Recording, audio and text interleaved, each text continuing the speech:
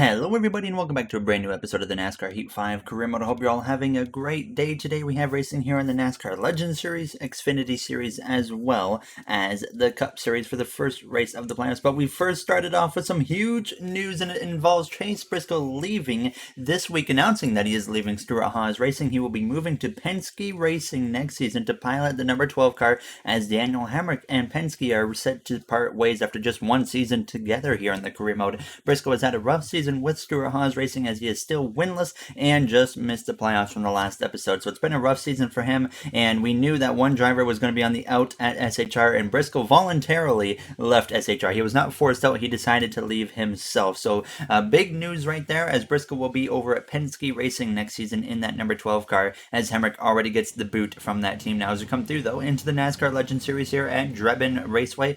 So I was actually unaware the last episode, or the last race for the Dirt Series here for us, was actually the regular season finale. So we're in the playoffs. We missed the playoffs myself. I'm not in the playoffs eligible for a championship. I was not aware that it was the final race of the regular season like I just mentioned. So we came into this first race of the Dirt Series playoffs, and I'm not going for a championship. We're just going for wins at this point now. As I started here down in the midfield, I was just trying to use the inside to my advantage as quickly as I could. Unfortunately, Michael Cozy Jr. as well, he missed the playoffs. So two content creators missed the playoffs, but we still got Travis Brown, aka Moonhead. We got Joey Stone, as well as we got David Schulthouse, and if any of them can beat Ryan Newman, that would be quite the feat. Now as we come through to lap 4 of this race, you can see David Schulthouse is out front, and a win right now would be huge for him. He hasn't won in the series yet because Ryan Newman's been winning pretty much everything. Newman wasn't even in the mix for this race, but if Schulthouse could win, he would be locked in already to the Final Four championship race. But I was not going down without a fight. We got up in second, we cleared Kurt Busch,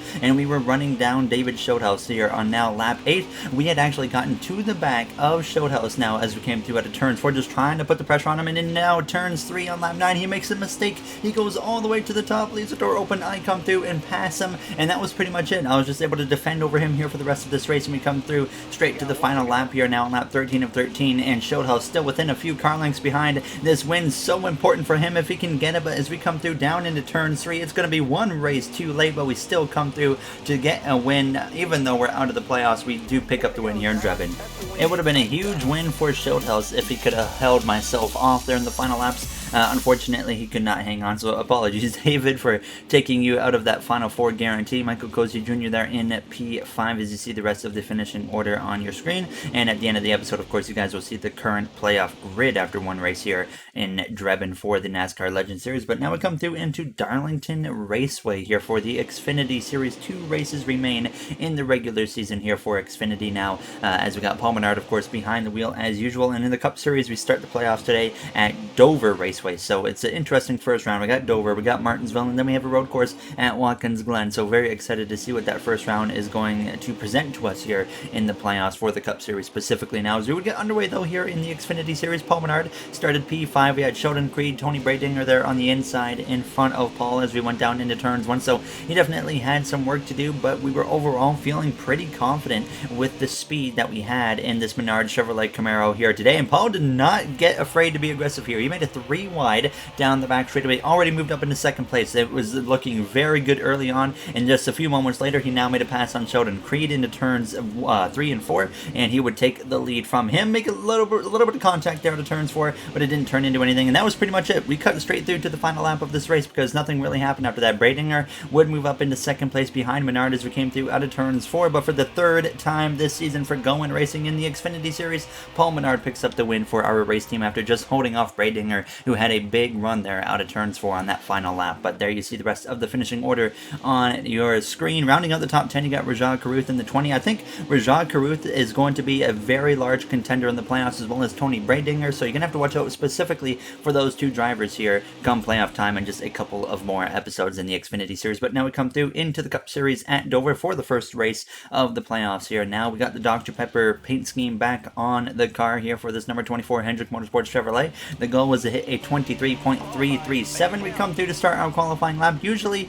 we qualify well up up inside the top 10 here at Dover, so I was pretty confident with what we had. I loosened up the setup coming into qualifying, and you can see we have a great lap. A 23.165 puts us P6 here at Dover for the first race of the Cup Series playoffs. Now, as you're going to look at up front, we got Kyle Busch on pole, William Byron joining Kyle there on the front row. As we look through the rest of the qualifying order, there you see Austin Dillon down there towards the bottom part of the top 30, Lewis Hamilton P33, Larson all the way down in P35, Deegan 37th, and CJ McLaughlin down there in last place for P40. Alright boys, it's time to get it really into gear now the playoffs are underway. I mean, we've really kind of picked it up lately, so let's just keep up that momentum. I think we'll have a good run, so let's go get one today. There you hear myself on the radio too. The team here is getting ready to take the green flag for that first race here of the playoffs at Dover International Speedway. So Kyle Busch on the pole for this race, but William Byron joining him on that front row. Both of those drivers have 2 wins. Harrison Burton, a playoff contender, gave up his qualifying position for a brand new set of tires. Todd Gilliland there in that front row. Mercedes missed the drivers meeting, so he will start at the back as well. So here we are on row number 3 on the outside, lining up just behind that number 42 of Tyler Reddick now, as Kyle Busch and William Byron are set to lead the field to the green flag as the playoffs are officially underway now from Dover International Speedway. The big concern that I had right off the bat is we have the 22 of Joey Logano, our rival up here, and anytime we see him with some strong pace in the car, it's always a bit concerning because we know we're usually probably going to find ourselves around him many times throughout the race. So I was definitely keeping that in mind. Not sure how exactly I want to race him throughout this race, but we'll definitely have a better plan later because, you know, a lot of the times the AI drivers like to do what Eric Jones is doing right now. They'll drive all the way up to the wall and it's basically a free position. So I was thinking if we get into a position where we're racing Logano, we're going to have to hope he just goes all the way up to that outside wall and I can just slip through on the bottom. But now, as we came through out of turn 2, flirting with the wall a little bit right there now as Tyler Reddick was up my inside as we went down into turn 3. But that 42, you could tell he was definitely off the pace a little bit here on this opening couple laps. So out of turns 4 down the front stretch, we would have enough momentum to clear the 42. Then I would make a move up the inside of Zane Smith, that RCR driver, into turn 3. Now on lap 3 is Joey Logano. He had gotten out to an early lead here in Dover, but we clear Smith, move up into P5, and waste no time. By the time we came to lap 5, we had run down Kyle Busch, got alongside him into turns 1. I was feeling pretty confident right here. I tried to make a move to the outside. Definitely should not have done that because out of turns 2, you can see that momentum just doesn't swing in our favor against a guy like Kyle Busch now. And Denny Hamlin's going to fill up that hole on the inside here as Eric Jones drops down in that McLaren, one of Chase Elliott's future teammates. Of course, now is out of turns 4. We go for a bit of a slide right there. We save it, but unfortunately Hamlin, he's able to get by and we drop now down to P6, but I waste no time trying to fight back up the inside of Denny Hamlin now as we came through on lap 6 out of turns 4, back up the inside of that FedEx Toyota Camry driver. Hamlin in his final season of his Cup Series career, one last chance to win his first Cup Series championship, and this is going to be the trickiest playoff run I think ever here in the NASCAR Heat 5 career mode. So I'm very excited to see not only what Hamlin can do, but of course what can we pull off here in the playoffs. It's been a subpar regular season compared to our normal standards, so it's really interesting to see if we can make up the difference for those playoff points we may have given up here now as we go up the inside of Kyle Busch again on lap 8. William Byron was now out in front over Joey Logano. We know that 88 car has some serious speed there as we came through out of turns 4. Nice little side-by-side battle going here with Kyle Busch's Brad Keselowski and that Stewart-Haas 41. He was coming up into the mix. Keselowski really been the strongest Stewart-Haas car this season. Other than that, his 3 other teammates, DeBenedetto, Haley Deegan, as well as Chase Briscoe, they've all had quite rough seasons. Of course, DeBenedetto did have that one win at Auto Club on fuel mileage there with some luck involved with some cautions and whatnot. But now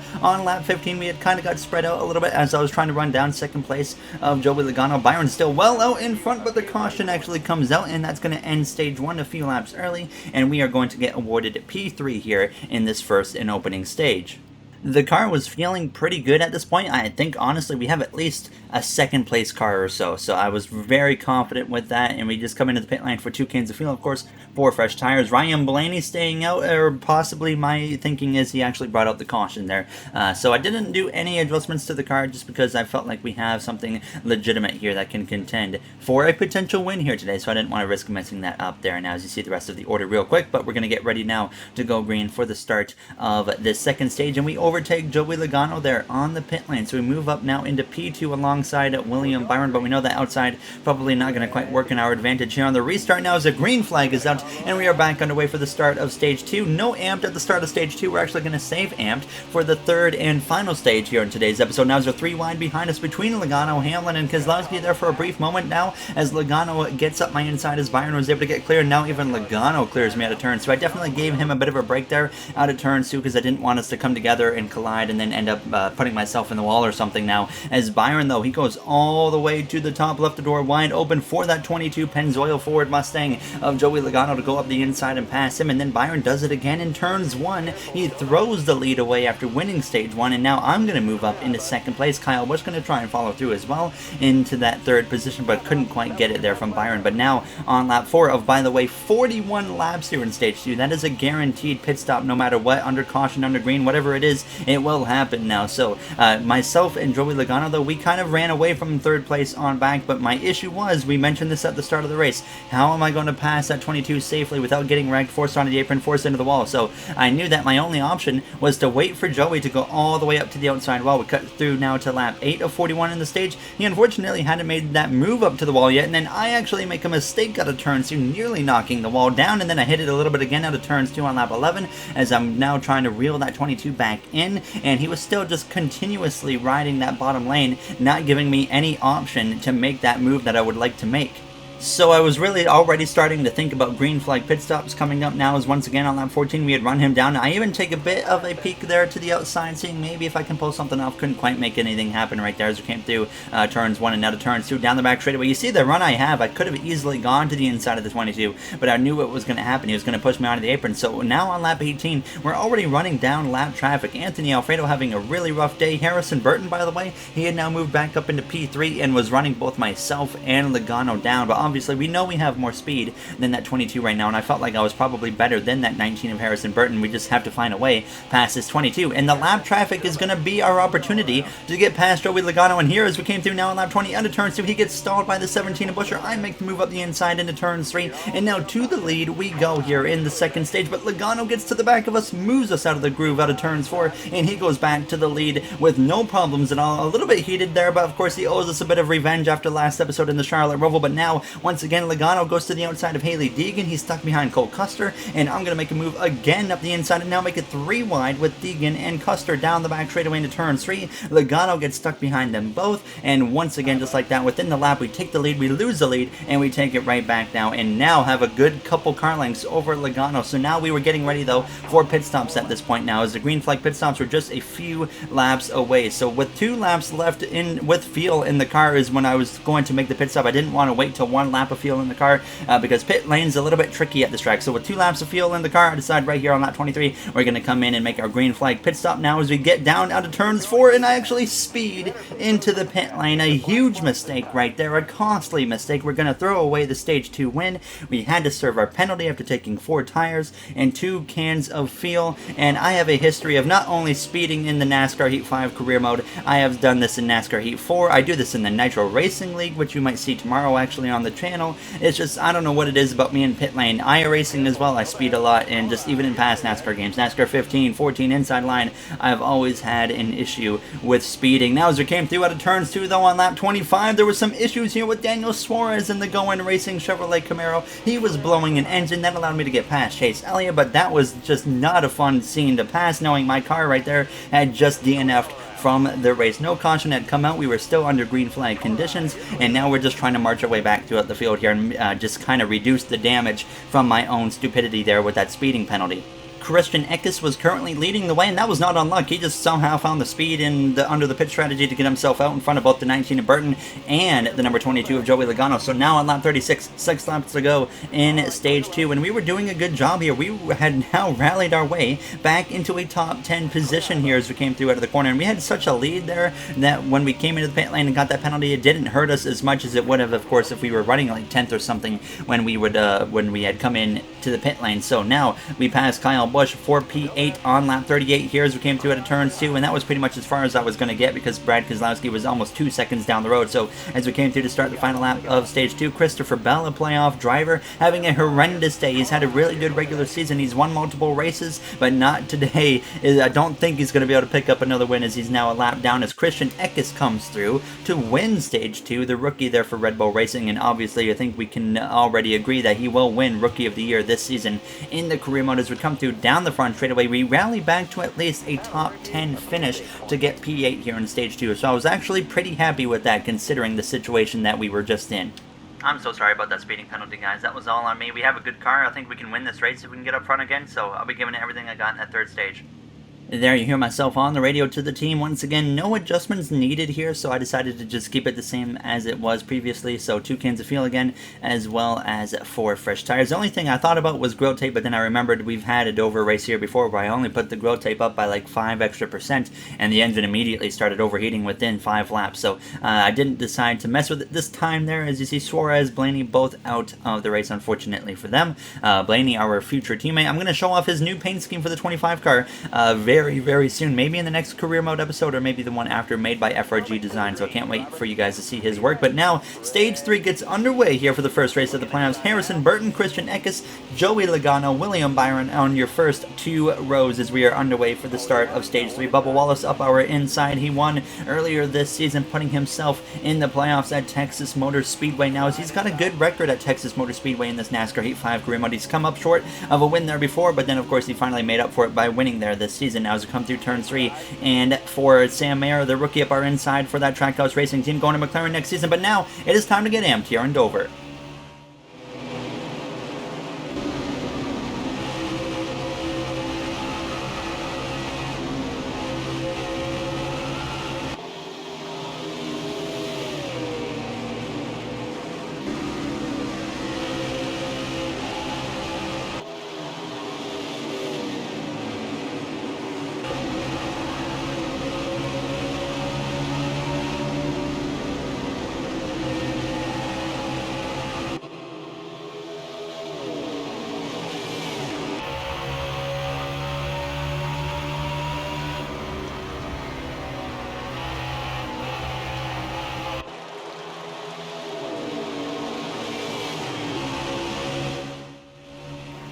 Struggles big time here during the amped segment. You could tell we got some damage on the right side of the car. We had a moment with Brad Keselowski. We were 4 wide with him, as well as Chase Elliott. Some contact as well with Elliott on the exit of turns 2, and that was having a weird issue here. And I'm not sure if it was from the damage I got on the front end of the car after that big stack up during amped, but this car was refusing to turn all of a sudden. We didn't make any adjustments the whole race, and it was driving completely different than it had been all race. Out of turns 2 on lap 66, you can see I can't turn the car. Hamlin was able to look up my inside into turns 3. Harrison Burton continuing to lead the way over Joey Logano, but I just had nothing, it felt like, at this point here. The car just refused to turn, and I was just having to get out of the throttle so much more than I had previously had been. But now as we came through to lap 69, nice, it felt like it was starting to transition back to the more of the feel that I had earlier in this race, which is what I needed, of course. So we were now making a move up the inside of that 23 DoorDash Toyota Camry for 2311 Racing of Bubba Wallace, and it wasn't actually till turns 3 on lap 70 when I would finally be able to clear that 23 car. So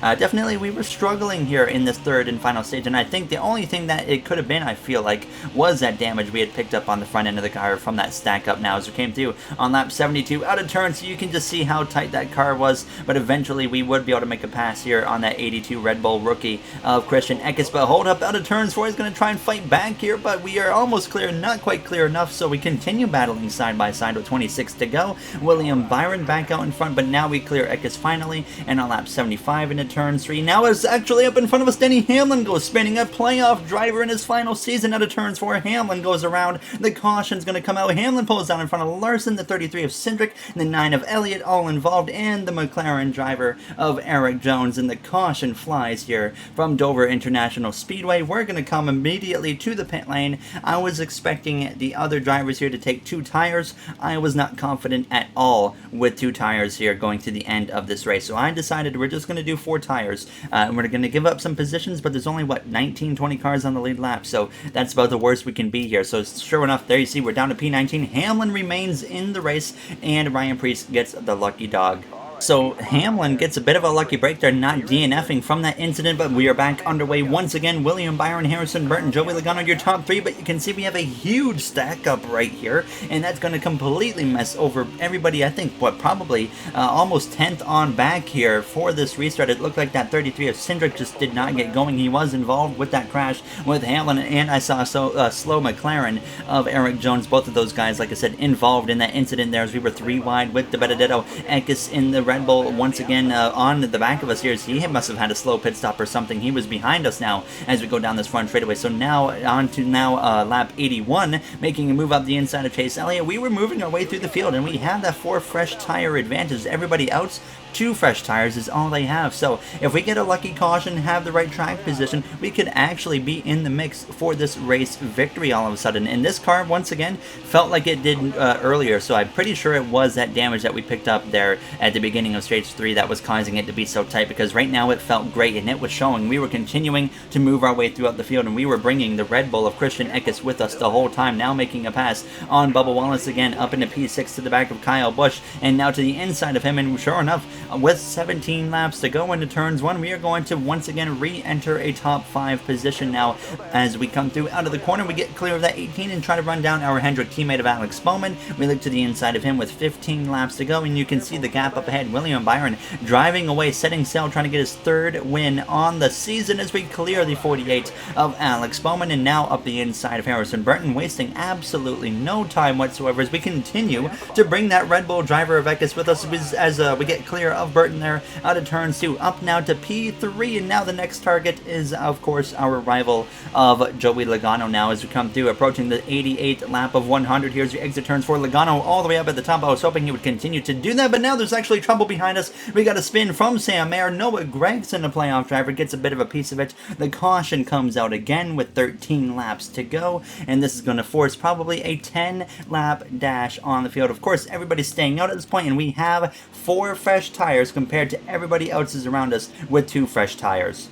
I did have a bit of a theory that I think the Red Bull of Christian Eckes also might have 4 fresh tires now, as that would explain why he was behind us after that pit stop now, and he's been so fast here since the restart as we are back underway. Byron, Logano looking to lock themselves into the next round, and so are we. We don't want to have to worry about these next few races at Martinsville and Watkins Glen, although we have a great track history at all 3 tracks in this first round of the playoffs. This is definitely going to be our strongest round, but now we can't really pull out and just back down from Joey Logano. No, we got to force the issue here. We're going to make a bunch of contact through turns 3 and 4. We've had so many run-ins throughout our career, and we have another one last episode in Charlotte that ended up unfortunately messing over our teammate of Alex Bowman, but we cleared Logano into turns 1, but he is not going to hesitate. I was standing on the brakes right here to make sure Logano doesn't shove me out of line, and we do a bunch of damage to our back bumper because of that, but we at least hold on to P2. I was not on the throttle at all, and I was pushing the brakes. It was a good 50% brake input I was putting in there, and that allowed me to stay in front of that 22 of Logano, but the battle wasn't over. Out of turns 4 on lap 93, I get a little bit tight right there. That opened the door wide open for Harrison Burton. I'm trying to run down my Alliance teammate of Byron to get the win here in Dover for the first race of the playoffs,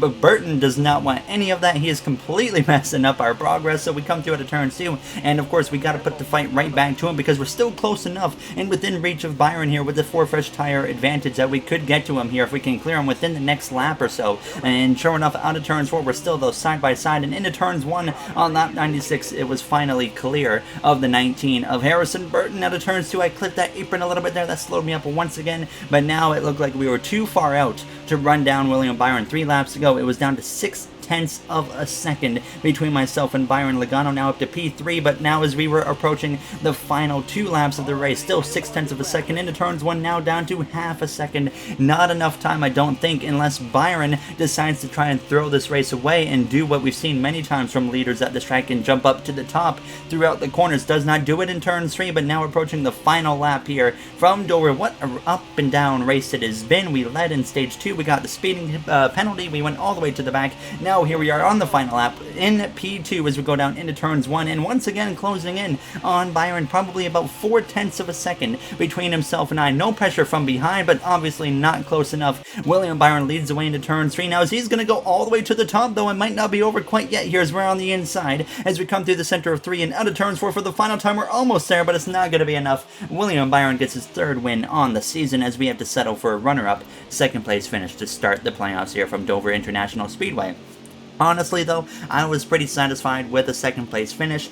With the way that speeding penalty came, we could have easily gone a lap down if everything went wrong, and we could have been completely messed over there. But instead, we have a really good run, and I had mentioned just a few minutes ago that I think this first round is going to be our strongest round of the playoffs. Dover, we've had strong success at. Martinsville, of course, we are always strong at. Watkins Glen, we're always strong at. So I look at the next two races and honestly think we could win both of them at Martinsville and Watkins Glen if everything goes right. So we're going to get another look at that playoff grid before we end this episode if you couldn't catch it right there, but we are 49 points above the cut line after just one race here in the playoffs. I have honestly zero concerns in this first round at least, but round two and just after that, I am very concerned about what's going to happen. But there you see the Legend Series playoff grid. David Shodo is currently 6 points above the cut line. Travis Brown 2 points above. Joey Stone there 10 below. Dale Jr. 12 below.